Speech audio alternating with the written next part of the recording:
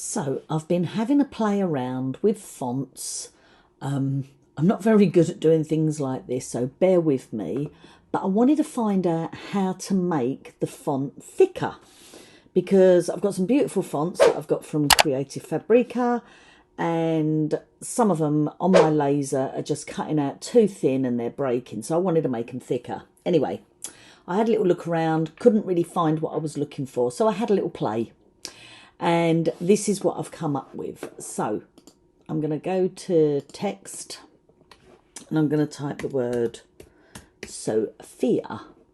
I'm going to use the font Farmhouse. I like this one.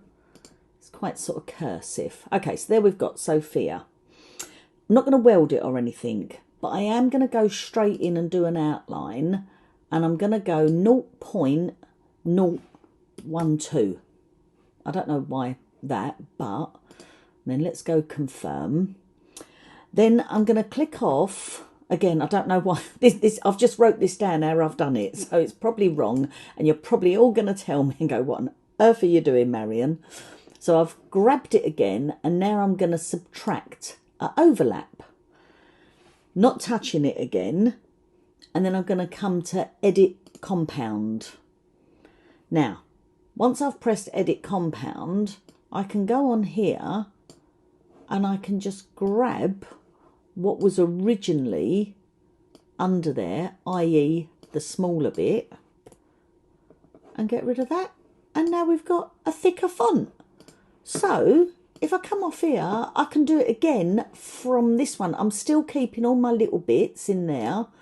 Oh, one thing I would do though, if I went to release and then click on that, I'm going to just move it with my little arrow keys just to get it away from the edge, so it's not such a thin little piece. See here on that P, take that, bring it down a little bit, so it just makes it a little bit thicker, a little bit stronger. Same with the O. Right, let's just do that again. So we've already got our font on there, our word on there, I should say. And I'm going to go back to outline. This time, let's go 0.010. Don't know why. Just do that. Click off. And then grab again. And then subtract an overlap. And then edit compound. Grab that. Grab that. Grab that. And have you noticed that by doing all that, it's automatically welded it as well? And that's it. Simple. Done. I'm really chuffed with myself. Really, really chuffed. So, yeah, so that's how you can make your fonts thicker. Thanks ever so much for watching this quick little video. Bye.